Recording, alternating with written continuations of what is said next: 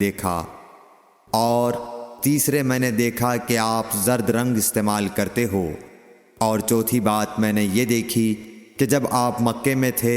لوگ ذی الحج کا چاند دیکھ کر لبیک پکارنے لگتے ہیں اور حج کا احرام باندھ لیتے ہیں، اور آپ 8ویں تاریخ تک احرام نہیں باندھتے۔ حضرت عبداللہ بن عمر رضی اللہ تعالی عنہ نے جواب دیا کہ دوسرے ارکان کو تو میں یوں نہیں چھوتا کہ میں نے رسول اللہ صلی اللہ علیہ وسلم کو یمانی رکنوں کے علاوہ کسی اور رکن کو چھوتے ہوئے نہیں دیکھا، اور رہے سبتی جوتے تو میں نے رسول اللہ صلی اللہ علیہ وسلم کو ایسے جوتے پہنے ہوئے دیکھا کہ جن کے چمڑے پر بال نہیں تھے، اور آپ انہی کو پہنے پہنے وضو فرمایا کرتے تھے،